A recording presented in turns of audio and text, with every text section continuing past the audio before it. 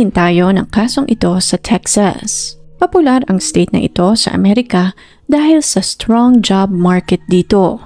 Mababang cost of living kumpara sa ibang state sa Estados Unidos.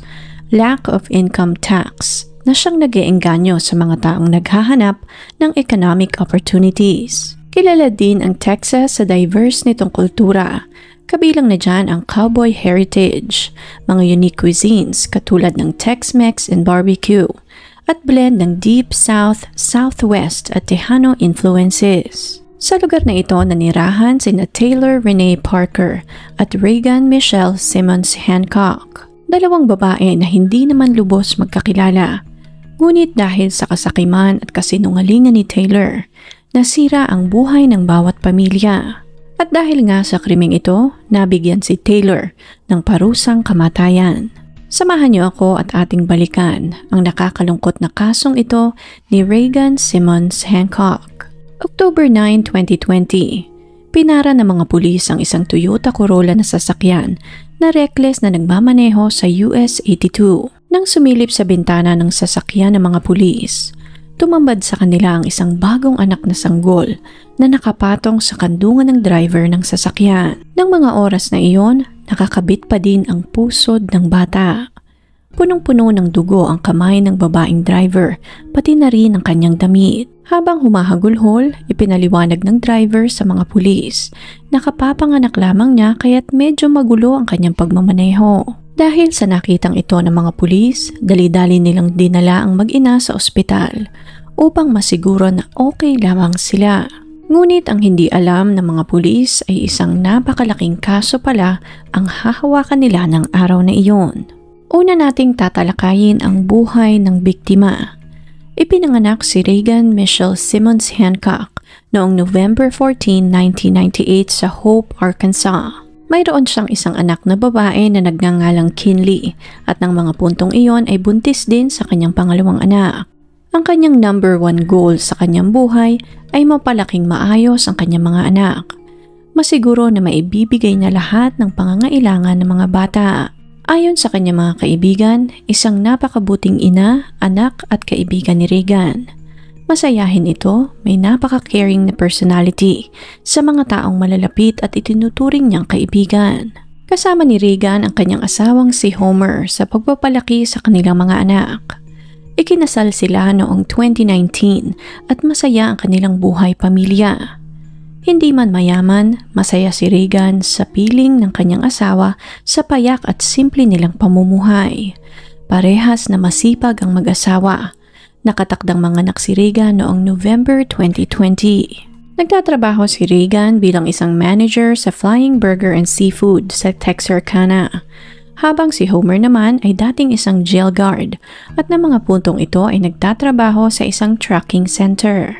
Very evident sa buhay ni Reagan na marami siyang nagawang mabuti sa kanyang buhay dahil mahal na mahal siya ng mga taong nakapaligid sa kanila. Ang tanging pagkakamali ni Reagan ay nang makilala at magtiwala siya sa babaeng si Taylor Renee Parker. Nakilala niya si Taylor Parker online at ilang beses na ring nagkita ng personal. Si Taylor Parker ang nagsilbing photographer sa kasal nila ni Homer noong September 2019. Hindi man palaging nagkikita, pinanatili nila ang kanilang koneksyon online. Bago tayo magpatuloy, ating tatalakayin din ang background ni Taylor Renee Parker upang mas maging malinaw kung saan nagsimula ang lahat. Ng panahon ng insidente, 27 years old na si Taylor. Matabang bata si Taylor and considered morbidly obese. Dahil dito bumaba ang kanyang self-esteem. Naging tampulan siya ng mga panlalait at nahirapang makipagkaibigan. Dahil dito malimit siyang magsinungaling at gumawa ng mga kwento. Mga kwento na maglulubog sa kanya sa mas malalim pang kasinungalingan. Nang 8 taong gulang na si Taylor, pinagsabi niya sa kanyang mga kaklase na mayroon siyang cancer. Nang tumuntong naman ng high school, pinagkalat niya na meron na siyang nobyo at sa tuwing hihingi ng larawan ang kanyang mga kaibigan kung kani-kaninong picture ng lalaki ang kanyang ipinapakita. May isang pagkakataon din na pinagkalat niya sa kanyang mga kaklase na nabuntis siya ng isang lalaki kahit na ang totoo naman ay wala naman siyang nobyo. Dahil hindi naman totoong nagdadalang tao siya, kalaunan ay sinabi niya sa kanyang mga kaklase na nakunan siya. Si Taylor ang klase ng tao na napakasinungaling. Yung tipo ng tao na hindi aamin at hindi magpapahuli ng buhay, wag lang mapatunayan ang kanyang kasinungalingan. Isang pathological liar o mythomaniac. Minsan hinihingan din niya ng mga hubad na larawan ang kanyang mga kaibigan upang isend sa mga lalaking kanyang nagugustuhan. Ini-edit niya ang mga pictures at tinatanggal ang mukha ng mga kaibigan at nagpapanggap na katawan niya ang nasa larawan. Pagbubuntis ang kalimitang ipinagkakalat niya sa kanyang mga kaibigan kaya't naging goal niya talaga na magdalang tao. So, towards the end of high school, finally, nabuntis din si Taylor. Sa pagdaan ng mga taon, 2 beses na ikasal si Taylor.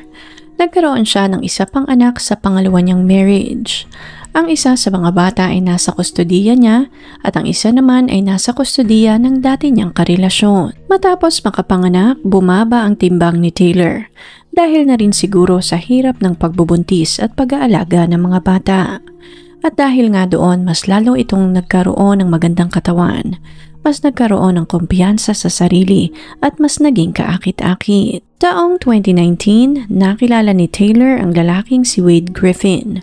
Nagkakilala ang dalawa sa annual Naples Roder and Watermelon Festival na isang malaking festival sa Texarkana. Nagkakilala ang dalawa 3 linggo pa lamang matapos ma-finalize ang diborsyo niya sa pangalawa niyang asawa. Mabait na tao si Wade, isang responsable at mapagmahal na lalaki, ngunit may pagkauto-uto. Nagtatrabaho siya bilang isang roofing supervisor at malimit na mag-overtime sa trabaho upang makapag-uwi ng mas malaking pera sa pamilya.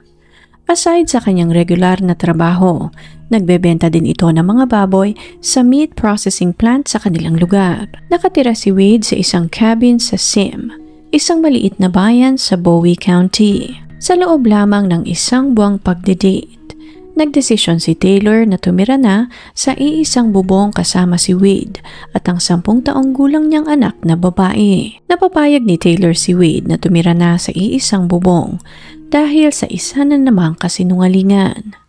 Ayon kay Taylor, natatakot siya para sa buhay nilang mag-ina. Mayaman di umano ang kanyang pamilya at nagmamay-ari ng maraming oil-producing land sa Texas. Nakakatanggap di umano siya ng royalties mula sa kayamanan ng kanyang mga magulang. Nag-transfer din di umano ang kanyang lola ng $6 million sa kanyang account para gamitin ang pera sa isa nilang property. Ngunit nagagalit di umano ang kanyang inang si Shauna dahil hindi nito ma-access ang nasabing pera. Dahil dito, nag-hire ang kanyang ina ng isang hitman upang ipaligpit siya. Subalit nahuli daw ng Texas Police ang lalaking binayaran ng kanyang ina at nagkaroon ng shootout sa pagitan ng mga pulis at ng hired killer at ng Mexican Mafia. Isang kwento na katulad ng mga napapanood natin sa mga pelikula. Idinagdag din ni Taylor na nahuli din ng mga pulis ang kanyang inang si Shauna at kasalukuyan ay nasa likod ng selda. Ramdam ni Wade na marami sa kwento ni Taylor ay kwentong barbero lamang, ngunit pinagkibit-balikat niya lamang ang lahat. Bakit? Dahil totoong mahal niya si Taylor. Bukod doon, napaka-busy niya rin sa kanyang schedule kaya't oo lamang siya ng oo sa lahat ng sinasabi ng kanyang kinakasama. Katulad ng mga naunang senaryo, paulit-ulit at habitual ang pagsisinungaling ni Taylor, hindi lamang kay Wade pati na rin sa mga taong nakapalibot sa kanila, at paulit-ulit itong pinagbabalewala ng binata. Alam ni Taylor na kung wala siyang pakinabang kay Wade ay maaari siya nitong palayasin sa kanyang bahay, kaya't ginawa ni Taylor ang lahat upang maging indispensable siya sa buhay ng binata. Inasikaso niya ang mga properties ni Wade. Tumulong din siya sa kanyang babuyan. Inasikaso niya ng maigi ang nobyo at sa tuwing galing trabaho, sinisiguro niya na may pagkain na si Wade. Dahil sa mga katangiang ito ni Taylor, natutunan ni Wade na isa-isang tabi lahat ng kanyang kasinungalingan. Subalit nalaman ng ina ni Wade na may isa palang anak si Taylor at wala ito sa kanyang poder. Naalarma ang ina ni Wade dahil kung ganoon nga, maaaring may nagawa itong masama sa mga bata para hindi ibigay ng korte ang kustodiya bilang underage pa ang anak. Muli, pinagkibit-balikat ito ni Wade. Sa pagdaan ng mga buwan, kinumbinsi ni Taylor si Wade na bumili ng bagong bahay na nakapangalan sa kanilang dalawa.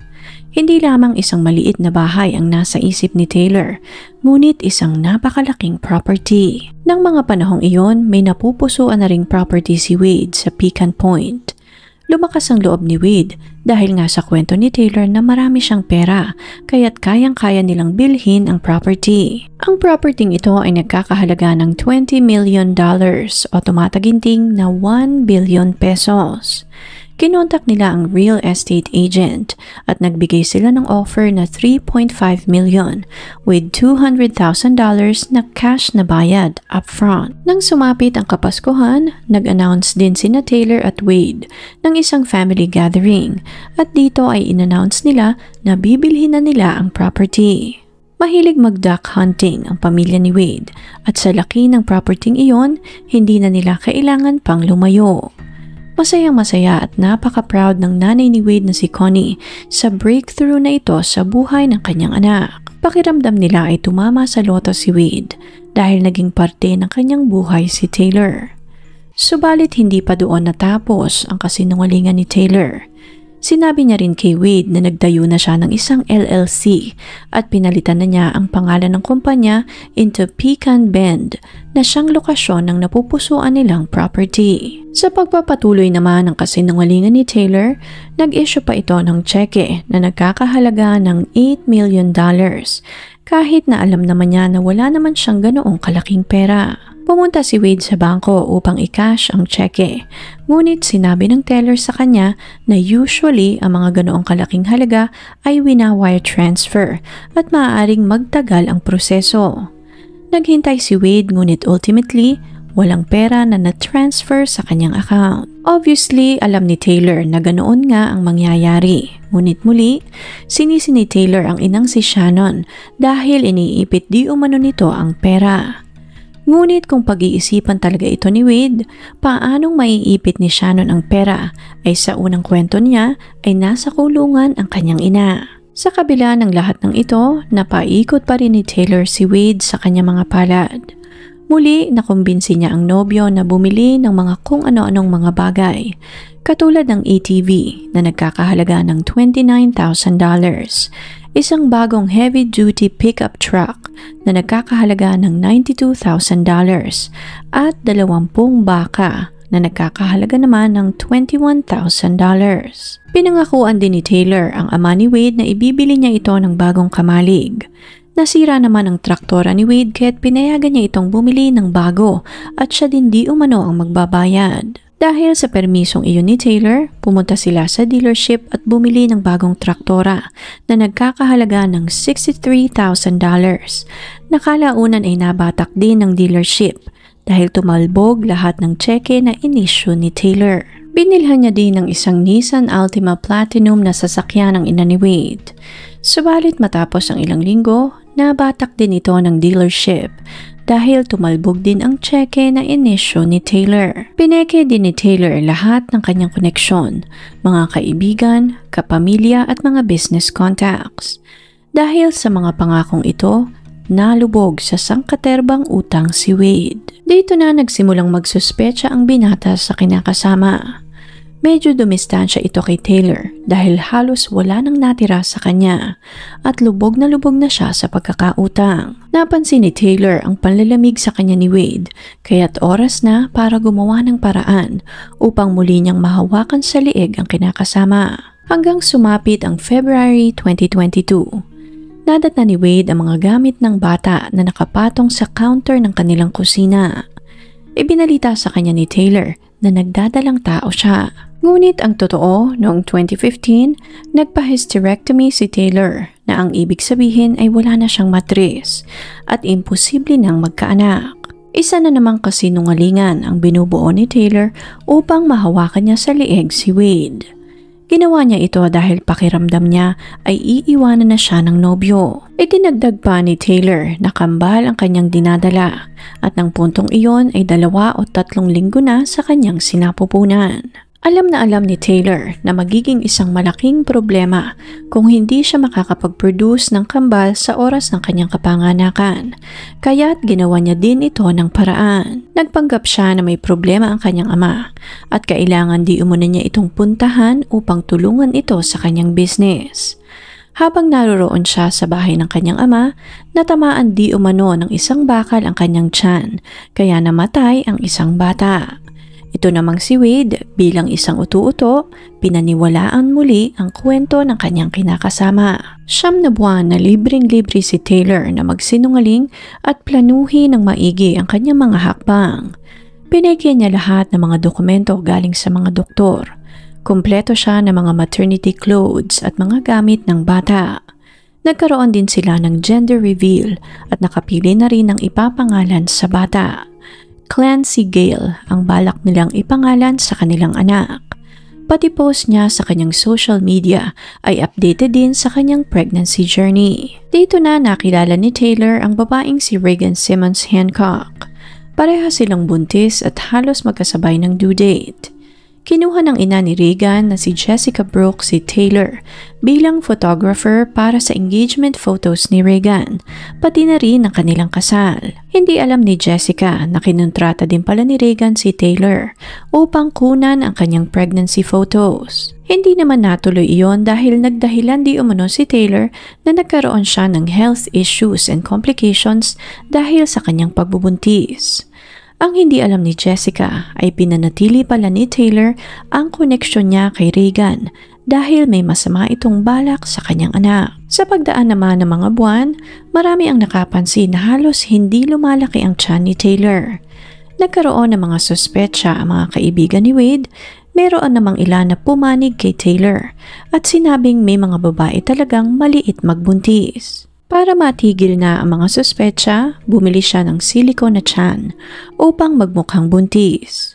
Sinabi niya kay Wade na gagawin niya yon para hindi na sila pagchismisan ng kanilang mga kakilala, pero buntis talaga siya. Sa mga doctor's appointment naman, hindi pinapayagan ni Taylor na sumama si Wade. Ang lagi nitong dahilan ay maghihintay lamang ito ng matagal sa waiting room at wala naman itong kailangang gawin o pirmahan sa ospital. Ayaw din naman ni Wade na palaging umabsent sa trabaho, kaya't ayos lamang ito sa kanya. COVID din ang panahong iyon, kaya't isang tao lamang ang pwedeng pumasok sa klinik. Hanggang sumapit ang September 16, nakatanggap si Wade ng isang anonymous text mula sa dating asawa ni Taylor. Binalaan siya nito na hindi buntis si Taylor at gawa-gawa lamang nito ang lahat. Naka-high alert na din di umano ang mga ospital sa kanilang lugar dahil baka magnakaw ito ng sanggol pagdating ng kanyang kabuwanan. Ngunit hindi pa rin nakinig si Wade. Sa halip, pinakita niya kay Taylor ang text na ito ng dati niyang asawa. Nagalit si Taylor dahil pakiramdam niya ay pinaghihinalaan siya ni Wade. Ngunit ng puntong iyon, naging malinaw kay Taylor na malapit nang maubos ang kanyang oras. Katulad ng nabanggit kanina, ang due date ni Taylor ay September 28, 2020. Kailangan na niyang magmadali dahil kung hindi ay sasabog na sa lahat ang kanyang kasinungalingan. Dito na nagdesisyon si Taylor na sa unang araw na i-induce siya ay susunugin niya ang bahay ni Wade upang magkaroon ng kaguluhan. At ganoon nga ang kanyang ginawa. Madali namang naapula ang sunog, ngunit dahil doon, nawala ng tubig at kuryente sa kanilang compound. Nag-imbestiga naman ang homeowner insurance sa nangyari at nalaman nila na hindi aksidente ang nangyaring sunog at madali namang naapula ang sunog, ngunit dahil doon, nawala ng tubig at kuryente sa kanilang compound.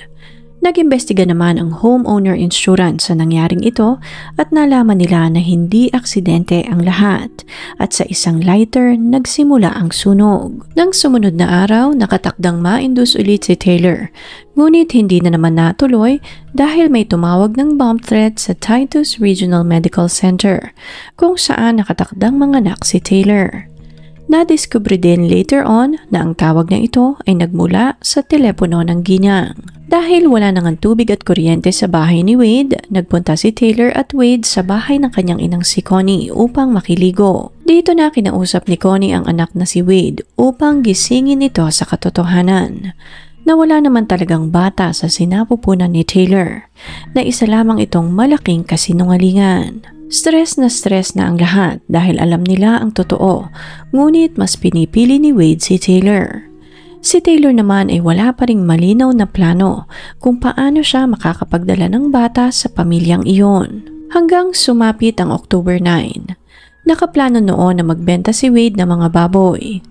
4 na oras ang layo ng rancho nila sa kanilang bahay, kaya't nung gabi bago sila umalis, siniguro ni Wade na maayos ang kanilang biyahe in case sumakit ang tiyan ni Taylor sa daan. Umalis siya sandali upang bumili ng pamalit na headlight sa kanyang sasakyan. Habang nasa labas naman siya, pumunta si Taylor sa bahay ni Regan upang dalhan ito ng regalo na isang Starbucks gift card. Nang magising kinabukasan, dito na sinabi ni Taylor kay Wade na hindi siya makakasama sa rancho. Sumasakit na di umano ang kanyang tiyan kaya't pupunta na lamang siya sa ospital mag-isa. Balak nang i-cancel ni Wayne ang pagbibenta ng baboy, ngunit hindi pumayag si Taylor dahil kailangan di umano nila ng pera. Sa pagbibenta ng baboy, kikita si Wade ng halos $6,000. Sa halip, sinabi niya kay Wade na siya na ang mag-aasikaso ng lahat at ipaparehistro na lamang niya ang bata ng mag-isa. Makikilala niya din ang kanilang anak ng tanghali ng araw na iyon. Bago mangyari ang lahat ng ito, nag-research na pala si Taylor ng mga lokal na lugar kung saan madalas na pumupunta ang mga buntis na babae sa kanilang lugar. Nagpunta din siya sa mga OB/GYN clinics at nagpabook ng appointment sa mga clinics na ito. Base sa mga CCTV, nakita si Taylor na pinagmamasdan at parang may namanmanan ang mga buntis na babae na pumupunta sa klinik kung paano sila gumalaw. Nilista din niya ang mga plate numbers ng mga sasakyan at isa-isang sinearch ang mga ito sa internet para malocate ang kanilang address. Nag-research din siya ng mga teen pregnancy support group sa internet at umattend din siya ng ilang mga seminars tungkol dito. Nakita din sa kanya mga searches sa internet ang mga impormasyon kung paano makakakuha ng midwife certification at paano makakapagsagawa ng private adoption. Nag-research din siya kung paano makakakuha ng out-of-hospital birth certificate. Nanood din si Taylor ng isang katerbang video sa YouTube kung paano magsagawa ng vaginal delivery at paano magsagawa ng C-section operation. Sinearch niya din kung paano magpaanak ng 35-week-old baby at paano mag-perform ng physical exam sa isang bagong silang na sanggol. Handang-handa na si Taylor kaya't nang makaalis si Wade, pumunta na siya sa bahay ni Regan. Tinanggap siya ni Regan sa kanyang pamamahay bilang isang kaibigan, ngunit malayong-malayo doon ang plano ni Taylor. Nagkaroon ng pag-aaway, binugbog ni Taylor ang buntis na si Regan. Hinampas niya ito ng bote sa ulo dahilan upang mag-crack ang kanyang bungo. Sinaksak niya rin ito ng 5 beses at saka inoperahan upang makuha ang bata sa kanyang sinapupunan. Bukod sa 5 malalalim na saksak, nagdamo din si Regan ng mahigit sa 100 sugat sa kanyang katawan. 39 sa mga sugat na ito ay mga lacerations gamit ang scalpel. Hiniwa ni Taylor ang tiyan ni Regan simula sa kanang bahagi ng kanyang balakang all the way sa kaliwang balakang. Nasa panubigan pa ang sanggol nang mailabas siya ni Taylor sa tiyan ni Regan. Lahat ito ay ginawa ni Taylor kay Regan nang walang anesthesia o kahit na anong gamot na pampawala ng sakit. At lahat ito ay nangyari sa harap ng anak ni Regan na si Kaylin. Kasama niya ang anak sa bahay nang mangyari ang insidente. Matapos ang lahat, nag-drive si Taylor papunta sa ospital sa Idabel. Ngunit pinara siya ng mga pulis. Tumawag din siya ng 911 upang i-report na may sumusunod sa kanya mga pulis. Ipinaliwanag niya din sa operator na bigla siyang nanganak sa daan, kaya't magulo ang kanyang pagmamaneho.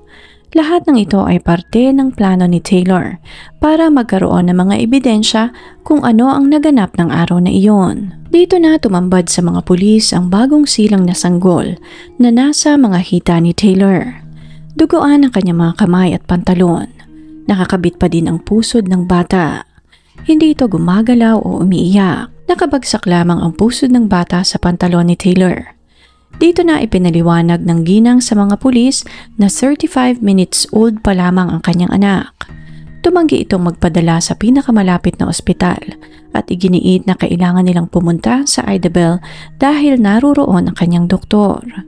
Nasa Walmart di umano siya nang makaramdam siya ng pananakit ng tiyan at napaanak na siya sa kalsada kaya't hindi na siya nakapunta ng ospital. Dito na tumawag ang mga pulis na mga paramedics. Pinutol nila ang pantalon ni Taylor sa takot na baka magkaroon ito ng pamamaga at baka nga bumagsak na ang kanyang inunan. Nang makarating sa ospital, isinuggest ng doktor kay Taylor na maisailalim siya sa pagsusuri upang masiguro na ligtas silang mag-ina. Subalit mariing tumanggi ang ginang.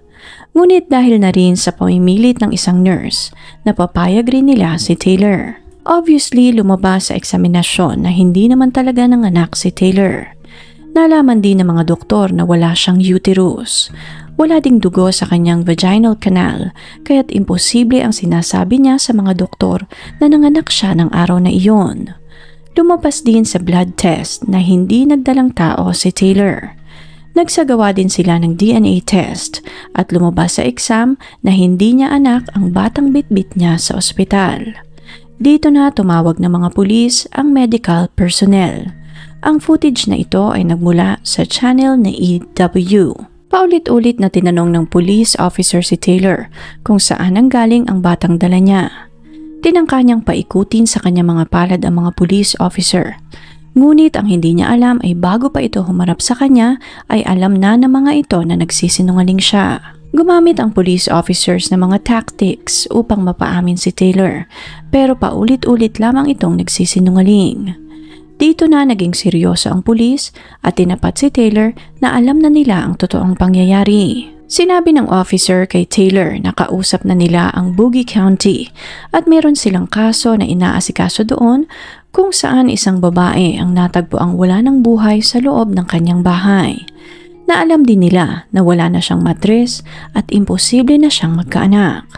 Dahil sa panggigipit na ito ng pulis, eventually, inamin na rin ni Taylor ang krimen na kanyang nagawa. Dahil sa pag-aming ito ni Taylor, inaresto siya ng mga pulis at dinala sa Idabel City Jail. Nang mga oras na ito, nakarating na rin si Wade sa ospital at sinalubong siya ng mga pulis at agad na pinusasan. Noong una, akala ni Wade ay inaresto siya ng mga pulis dahil sa iligal na pagbabiyahe ng mga baboy sa kabilang state ng walang sapat na dokumentasyon. Wala siyang kaide-ideya na pumatay na pala ng hindi lamang isa, kundi 2 tao ang kanyang kinakasama. Ng mga puntong ito, kumpirmado ng wala ng buhay ang babaeng si Regan. Kinumpirma din ng ospital na wala na ang sanggol na si Braxlan. Masyado itong na-deprive ng oxygen at nagkaroon ito ng extensive brain damage. Inilagay nila ang sanggol sa life support, ngunit idineklarang wala ng buhay bandang 1:30 ng hapon. Ayon kay Homer na asawa ng biktimang si Regan, nakatanggap siya ng text message mula sa asawa bandang 9:00 ng umaga ng araw na iyon. Ayon sa text message, hindi na ito masaya sa kanilang pagsasama at nais na nitong makipaghiwalay. Alam niyang hindi iyon gagawin ni Regan dahil maayos na maayos ang kanilang pagsasama. Sinubukan niyang tawagan ng asawa ngunit hindi ito sumasagot.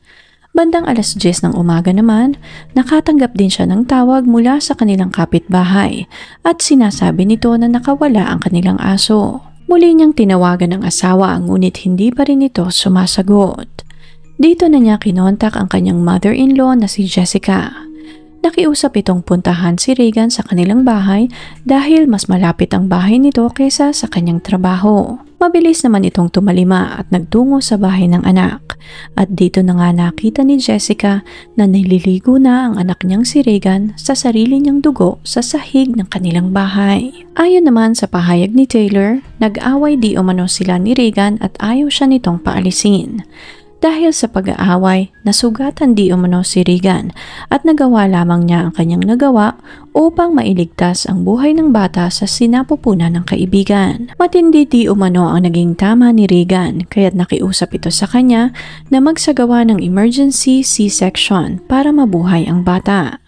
Isa na namang kasinungalingan ang sinimulan ni Taylor.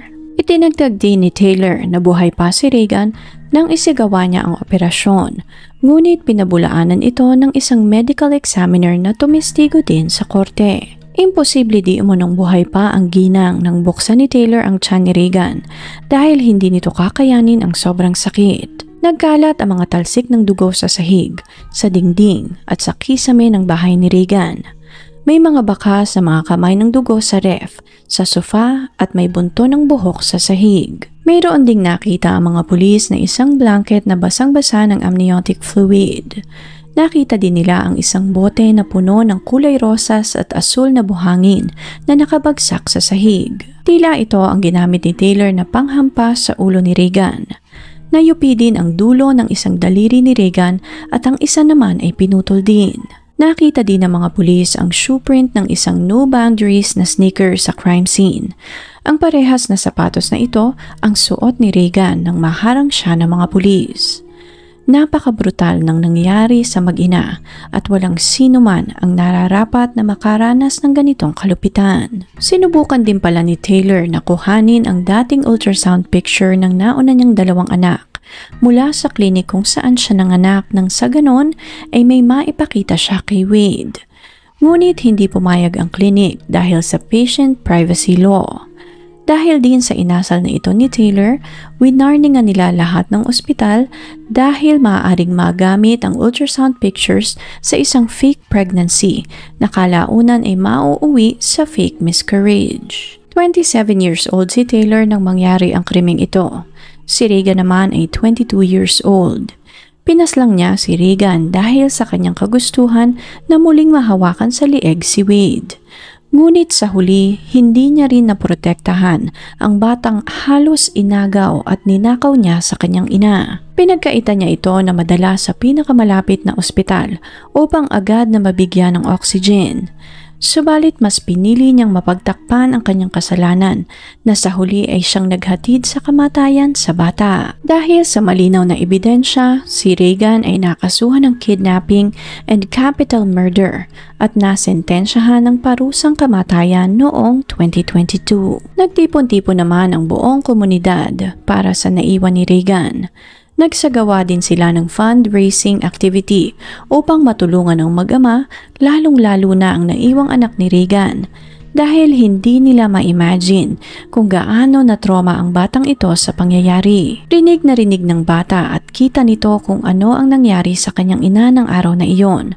At kahit maliit pa ito, siguradong magiging malaki ang epekto nito sa bata kung hindi siya magagabayan ng maayos. Ang kasong ito ang isa sa pinakamalala at pinakabrutal na kaso na nangyari sa Amerika. Ang kasong ito rin ang magpapatunay kung hanggang saan ang kayang gawin ng tao para lamang mapagtakpan ang kanilang mga kasinungalingan.